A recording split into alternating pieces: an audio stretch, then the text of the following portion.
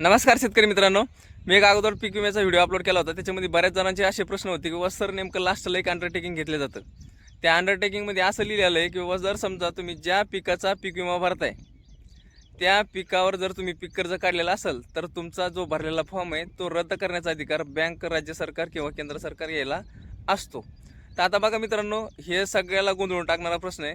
त्याच्यामुळे मी काय केलं माहिती आहे का, काल विमा प्रतिनिधी माझ्या CSC सेंटरवर आले होते. मग मी काय केलं माहिती आहे का, त्याला विचारलं की सर याच्यामध्ये सरळ सरळ अंडरटेकिंग घेतले जाते काय, तर समजा जर तुम्ही पीक कर्ज काढलेला असेल तर तुमचा फॉर्म काय काय होणार आहे, रद्द करण्याचा अधिकार याला राहणार आहे म्हणून. तर मग त्यांनी काय सांगितलं माहिती आहे का मला की सर आता कसं होतं माहिती आहे का, पहिल्या शेतकऱ्यांनी जर पीक कर्ज काढलेलं असेल तर बँक काय करत होती माहिती आहे का, त्याचा पीक विमा भरीत होती. त्याच्यानंतर शेतकरी पण काय करत होता, ऑनलाईन करीत होता. म्हणजे दोन्हीकडे काय होत होतं, तो फॉर्म भरला जात होता. आता हे काय केलं माहिती आहे का, हे केंद्र सरकारनं केलेलं आहे. कारण सगळी आपल्या इकडं तर नाही समजा, पण आता बाकीच्या राज्यामध्ये असू शकतं, कदाचित सांगता येत नाही. तर त्याच्यामुळं काय केलं माहिती आहे का, हे डबल फॉर्म नाही व्हावा याच्यासाठी काय केलेलं केंद्र सरकारनं हे अंडरटेकिंग घेणं सुरू केलेली.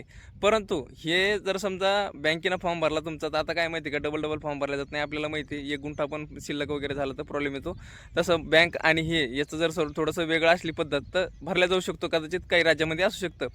आता महाराष्ट्रामध्ये हे असं नाही आहे सरळ सरळ, परंतु आपले जे शेतकरी मित्रांनो त्याच्यावर पण याचा काही परिणाम होणार आहे का, नाही असं सांगितलं त्यांनी विमा प्रतिनिधी. हा पण प्रश्न मी त्याला विचारला, तर त्यांनी सरळ सरळ सांगितलं महाराष्ट्राचे जे कृषी मंत्री, कृषी विभागानं काय केलेलं आहे, केंद्र सरकारला तसा अर्ज वगैरे काहीतरी पाठवलेला असं मित्रांनो.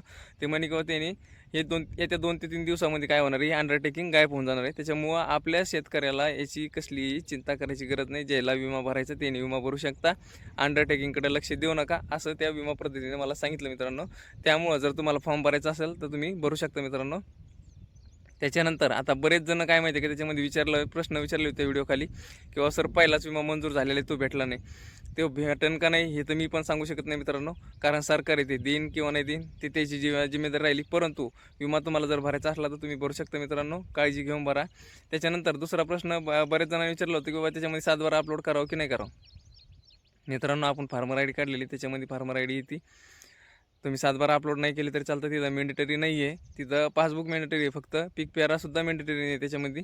परंतु जर तुम्ही फळपीक विमा जर भरत असाल मित्रांनो, तर तिथं काय करा माहिती आहे का, geo tagging photo compulsory upload करा मित्रांनो, अन्यथा फॉर्म त्रुटीमध्ये येतो. धन्यवाद.